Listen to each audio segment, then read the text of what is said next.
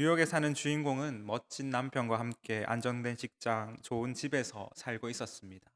그런데 다른 사람이 보기에 이 완벽해 보이는 그 삶도 정작 자신에게는 행복하지 않고 공허함으로 찾아왔습니다.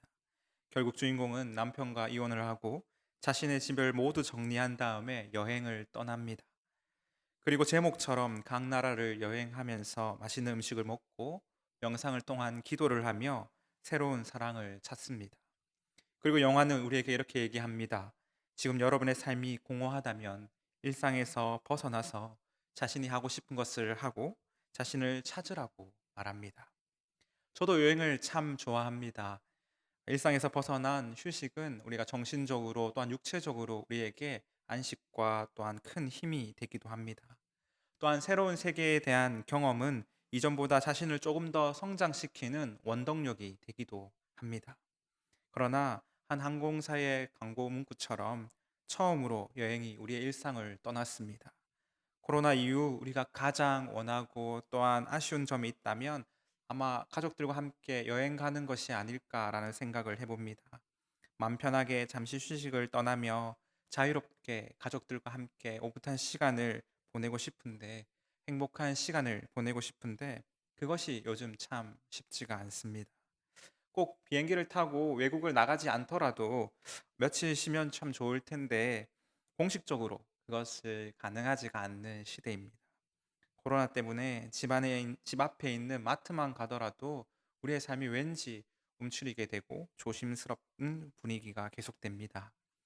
집에 계시는 것을 좋아하시는 분들도 계시겠지만 타인이나 혹은 다른 상황에 의하여서 반강제적으로 자가 격리를 하거나 또한 그 일상들이 반복되다 보니까 많은 분들이 지치고 힘들어 하시는 것 같습니다. 또한 요즘 답답하고 깝깝한 그 상황들을 벗어나지 못해서 많은 분들이 정신적으로 또 어려움을 겪고 상담을 한다고 합니다. 그들은 하나같이 말하기를 극심한 공허함이 찾아오고 삶의 무기력함이 나를 감쌀 때 아무것도 하지 못하는 그런 상황 가운데서 점점 조금씩 나 자신을 잃어간다라고 말합니다. 여러분들은 어떠하십니까? 코로나 가운데 잘 지내고 계십니까? 코로나가 쉽게 종식되지 않을 것 같습니다. 이러한 상황들이, 또한 이러한 일상들이 앞으로도 계속될 것 같습니다. 포스트 코로나 시대를 우리는 맞이했습니다. 과연 이러한 상황 가운데서 우리는 어떻게 회복해야 하며 또한 하나님의 거룩한 자녀로서 주님의 몸된 교회로서 우리는 무엇을 해야 할까요? 오늘 말씀을 통하여서 우리의 삶의 목적과 방향을 다시금 점검하고 그 말씀을 통하여서 우리가 말씀을 붙잡고 기도할 때에 주님의 크신 위로와 또한 감사의 은혜가 우리 가운데 있기를 주님의 이름으로 간절히 소망합니다. 오늘 본문의 바울 또한 자유롭지 못한 상황 가운데 있습니다. 우리와 조금 상황은 다르지만은 바울은 지금 가택 감금 상태로서 로마 감옥에 갇혀 있는 상태입니다. 그런 상황 가운데서 그는 에바브라를 통하여서 골로새 교회의 소식들을 듣습니다. 골로새 교회가 복음의 말씀을 잘 지키고 그 뜻대로 잘 행하는 교회다. 이러한 기쁜 소식은 바울이 듣고 그 또한 기뻐합니다. 그리고 그리스도 안에 있는 신실한 형제들인 골로새 교회 성도들을 향하여서 그가 오늘 편지를 쓰고 있습니다. 바울은 골로새 교회의 성도들을 향하여서 편지하기를 그들의 이야기를 들은 뒤부터 그들 가운데 복음의 이야기가 복음으로 인하여서 변화되고 교회가 세워지고 난 뒤에 그 이야기를 들은 뒤부터 그들을 위하여서 기도하기를 쉬지 않았다라고 오늘 말씀은 전합니다. 바울의 기도는 자신의 유익을 구하거나 또한 골로새 성도들의 잘못을 지적하거나 책망하기 위함이 아니었습니다. 그의 기도는 어렵고 힘든 상황 가운데서도 골로새 교회 성도들이 주님께 합당하게 행하는 삶을 살도록 간절히 기도했습니다. 그리고 그들 가운데 하나님 아버지의 크신 은혜와 또한 감사가 끊이지 않기를, 잊혀지지 않기를 간절히 원하였습니다. 오늘 본문을 살펴보면 문장들이 좀 길게 계속해서 연결되어 있지만은 바울이 골로새 교회 성도를 향하여서 기도하였다라는 맥락으로 살펴보면 크게 어렵지 않게 볼 수 있습니다. 바울의 기도를 크게 정리하면 먼저는 골로새 교회 성도들이 하나님의 뜻을 아는 지식으로 충만하게 되어서 주님께 합당하게 살도록 간구하였습니다. 또한 그리고 주님께 그 합당하게 사는 삶이 무엇인지를 오늘 구체적으로 우리에게 전하고 있습니다. 바울은 먼저 골로새 교회들을 향하여서 자신이 기도하고 있음을 말하며 9절 후반부에 이렇게 말합니다. 우리는 여러분이 모든 영적인 지혜와 또한 이해력을 통하여서 하나님의 뜻을 아는 지식으로 충만하여지기를 원합니다. 바울은 교회와 성도들이 하나님의 뜻을 아는 그 지식으로 충만해지기를 간구합니다. 하나님의 뜻이 무엇입니까?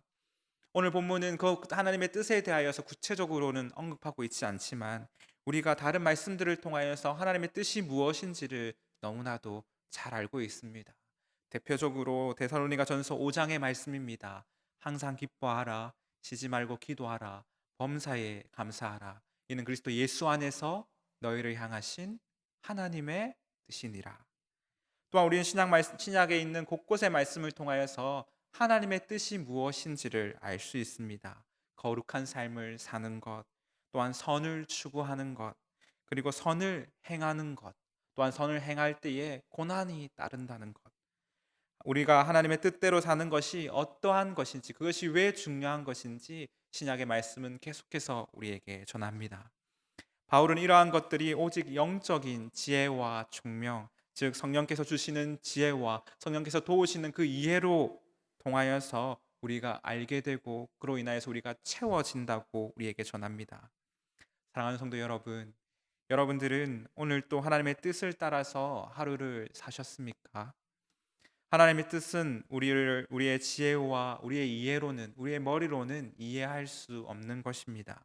오로지 성령님의 도우심으로 하나님께서 주시는 지혜로 이해할 수 있고 하나님이 주시는 그 말씀을 이해할 수 있습니다. 고로 하나님의 뜻을 따라서 산다라는 말은 오늘 또 성령 하나님의 도우심을 내가 경험하였고 삼위 하나님과 함께 오늘 하루를 보내었다라는 것으로 연결시킬 수 있습니다. 오늘날 정직하게 산다는 것이 쉽지 않는 시대가 되었습니다.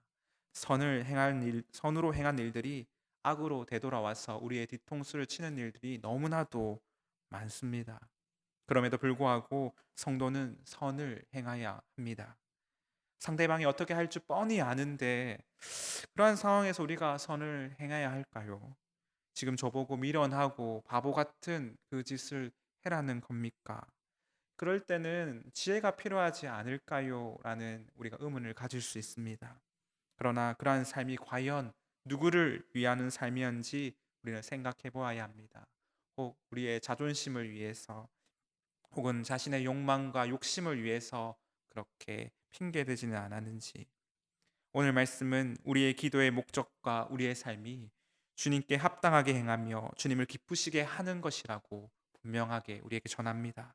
그래서 성경은 우리에게 오늘 또 선을 행하라고 말씀합니다. 선을 행하는 것이야말로 주님께 합당한 것이며 선을 행하는 것이야말로 주님을 기쁘시게 하는 것이기 때문입니다. 또한 그 선을 행할 때에 낙심하지 말라고 우리에게 말씀합니다. 사실 이것은 인간의 이성과 판단으로는 이해가 잘 되지 않고 자연스러운 행동으로 나타나지 않는 것들입니다. 그래서 우리는 성령님의 도우심을 구합니다. 성령님 또한 우리가 그것을 선으로 행할 수 있도록 도우시기 위하여서 보냄을 받으셨습니다. 우리는 성령님의 도우심이 없으면 그것이 무슨 뜻인지 알 수 없고 깨달을 수 없으며 행동할 수도 없습니다. 하나님의 뜻이 우리 가운데 채워질 때에 우리는 주님께 합당한 삶을 살 수 있고 주님을 기쁘시게 하는 삶을 살 수 있습니다. 그것이 하나님께서 우리를 그분의 기쁨으로 부르신 이유이며 주님과 더불어 우리 또한 기뻐할 수 있는 이유가 됩니다. 새벽부터 지금까지 오늘 하루 여러분들은 무엇을 구하셨습니까? 주님께 합당한 삶을 구하셨습니까? 바라옵기는 우리의 기도가 주님께 합당한 삶을 구하는 기도가 되기를 원합니다. 오늘 밤 또 기도할 때에 우리 안에 계신 성령님께서 우리를 도와주시고 말씀을 깨닫게 하셔서 그 말씀 따라 합당하게 살아갈 수 있도록 기도하며 하나님께서 우리의 그 입술의 기도를 들으시고 응답하실 때에 우리의 삶이 주님의 기쁨을 드리는 삶이 되기를 간절히 바랍니다. 주님께 합당하게 행하는 교회가 됩시다. 하나님의 뜻이 우리 안에서 충만하게 채워짐으로 우리의 삶이 주님을 기쁘시게 하는 삶이 되기를 간절히 원합니다. 그렇다면 주님께서 합당하신 삶, 주님의 기쁘시게 하는 삶은 구체적으로 어떠한 삶이어야 될까요? 바울은 10절 중반부터 주님께 합당하게 사는 삶의 어떠한 삶인지를 오늘 우리에게 전하고 있습니다. 그것은 모든 선한 일에서 열매를 맺는 것과 하나님 아는 지식에서 자라는 것과 또한 하나님의 능력으로 강하게 되고 모든 것을 견디고 오래 참는 것, 마지막으로 하나님의 아버지께 감사하는 것이야말로 모든 일에 주님께 합당한 삶이라고 우리에게 전합니다. 바울은 이것이 주님을 기쁘시게 하는 삶이라고 우리에게 전하고 있습니다. 우리는 모든 선한 일을 해야 합니다. 그 모든 선한 일을 할 때에 하나님께서 우리에게 그에 합당한 열매를 주실 줄 믿습니다. 선한 일의 반대는 악한 일입니다. 우리는 그래서 악을 미워하고 떠나야만이 선을 행할 수 있습니다. 로마서는 이 선한 일을 사랑을 실천하는 것이다라고 우리에게 말씀합니다. 그렇게 우리가 선한 일을 하기 위해서는 먼저 악을 미워하고 떠나야 합니다. 바로 그리스도 예수 안에 속하여야 한다는 뜻입니다. 그래서 하나님께서는 우리를 그리스도 예수 안에서 우리를 부르셨습니다. 오늘 우리가 교회로서 모였다는 것은 하나님께서 우리를 통하여서 그분의 선을 행하길 원하시고 우리를 통하여서 선을 행하시며 서로 사랑하게 하시기를 위함입니다. 교회 안에서 선을 행한다는 것은 선을 행하며 서로 사랑한다는 것은 어떤 것들이 있을까요? 성경은 이를 분명하게 말합니다. 형제를 서로 사랑하고 존경하는 것이라고. 이는 곧 성도들의 쓸 것을 공급하며 손대접하는 것을 말하며 우는 자와 함께 우는 것, 모든 사람과 화목하는 것, 원수에게 먹을 것과 마실 것을 주는 것, 또한 성도들의 발을 씻기며 환난 당한 자와 가난한 자를 구제하는 것, 형제의 궁핍함을 도와주는 것이야말로 선을 행하는 일, 서로 교회 안에서 사랑을 실천하는 일이라고 우리에게 말합니다. 이것은 바로 우리 교회가 이전부터 계속해서 해왔던 일이고 지금 또 하고 있는 일이며 또한 우리가 앞으로 계속해서 해야 할 일들입니다. 바로 없기는 교회 안에 이러한 선을 행하는 열매들이 그 아름다운 열매들이 더욱더 많아지기를 간절히 원합니다. 하나님 아는 지식은 말씀을 통하여서 역사하시는 하나님을 경험하는 것입니다. 우리는 하나님을 만나고 경험함으로써 그 하나님을 아는 지식이 자랍니다. 또한 우리는 그것을 다른 사람과 함께 나눌 때에 하나님을 아는 지식이 더욱 자랄 수 있습니다. 저는 시간이 날 때면 교회에서 만든 지난날의 매거진인 우리를 봅니다. 그 안에는 매주 주부에 실렸던 러브레터가 실려 있는데 그것을 통한 그 이야기들을 하나씩 하나씩 읽어보면 하나님께서 우리 교회 가운데 우리 성도님들의 각 가정과 개인의 삶 가운데 어떻게 역사하셨는지 그 하나님의 크고 위대하심을 알 수 있습니다. 하나님을 안다는 것은 우리 각자에게 기쁘고 즐거운 일입니다.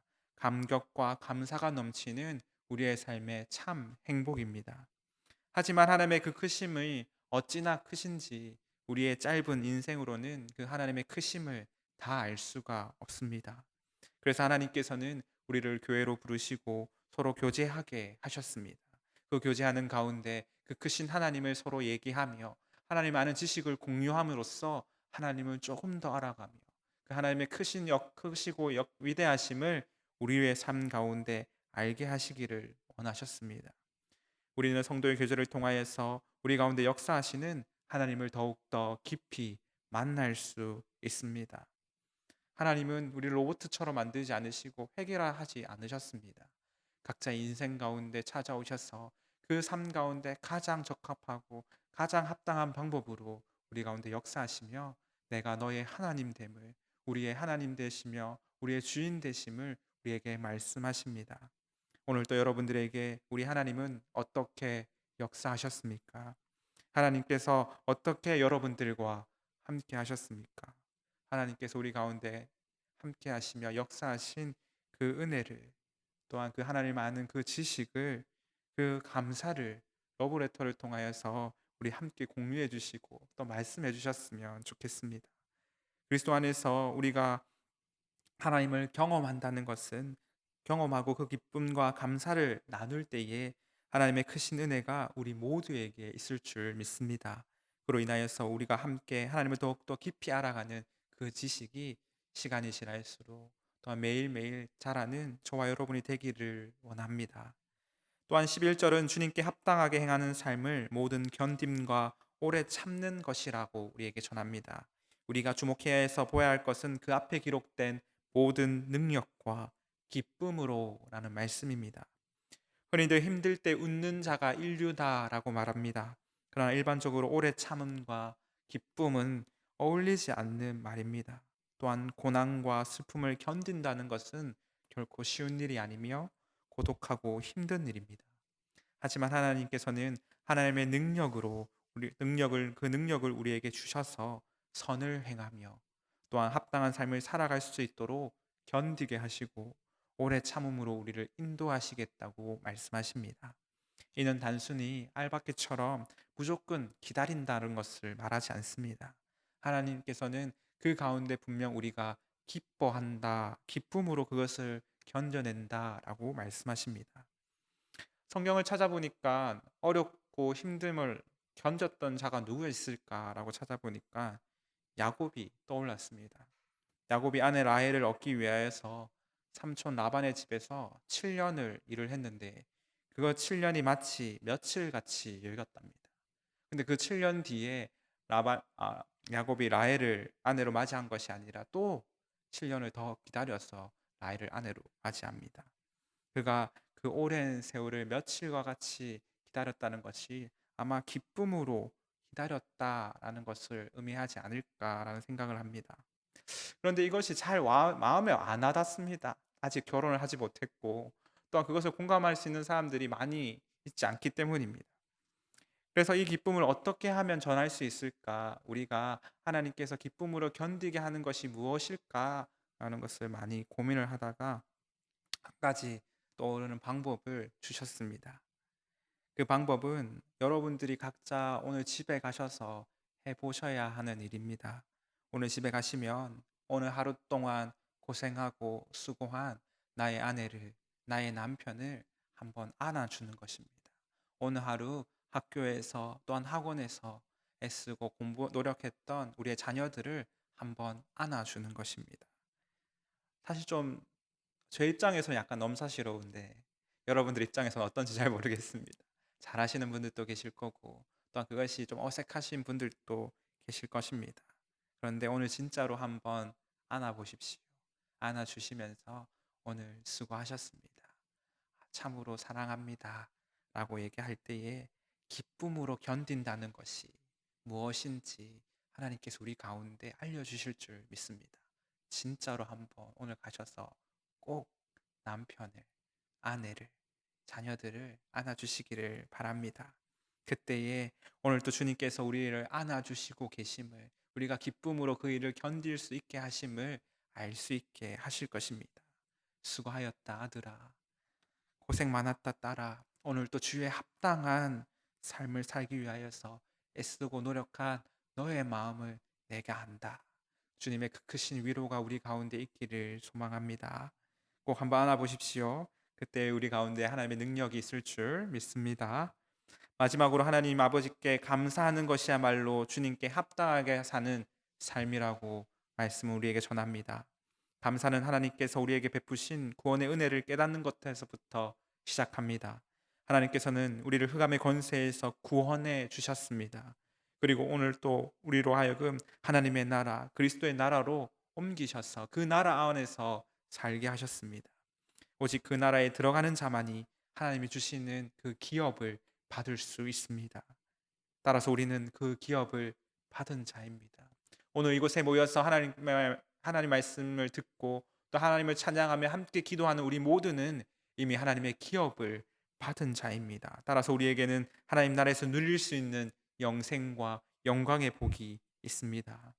사랑하는 성도 여러분, 감사야말로 우리가 이 땅에서 하나님 뜻대로 살아가는 가장 합당한 삶입니다. 하나님께 감사하는 것이야말로 주님을 기쁘시게 하는 우리의 삶입니다. 우리를 구원하신 하나님께 감사합시다. 사단의 권세에서 우리를 자유롭게 하신 주님께 감사합시다. 우리의 모든 죄를 사하시고 십자가에서 피 흘리신 주님의 그 크신 사랑과 은혜를 감사합시다. 우리는 믿음으로 말미암아 이미 죄 사함을 받았고 진리를 통하여서 우리는 자유를 얻게 되었으며 그리스도의 나라가 되게 하셨습니다. 오직 하나님의 은혜로 인하여서, 오직 그리스도의 죽음과 부활하심으로 인하여서, 오직 믿음으로 말미암아 우리는 하나님의 자녀가 되었고 하나님의 나라가 되었으며 하나님께서 주시는 그 기업을 받는 자가 되었습니다. 바라옵기는 오늘 또 감사가 우리 가운데 끊이지 않기를 간절히 바랍니다. 포스트 코로나 시대에 우리 안에 공허함과 또한 어찌할 바를 몰라서 헤매고 있는 우리 삶 가운데 오늘 또 하나님을 향한 감사로서 하나하나 채워지고 회복되어지기를 원합니다. 오늘 또 그 아들 안에서 함께 기도하고 감사합시다. 그리하여서 우리의 삶이 주님께 합당한 삶이 되도록, 주님을 기쁘시게 하는 삶이 되도록 함께 기도하며 나아가는 우리 교회 되기를, 저와 여러분이 되기를 주님의 이름으로 간절히 소망합니다. 우리 이 시간 함께 찬양했으면 좋겠습니다. 나 주님의 기쁨 되기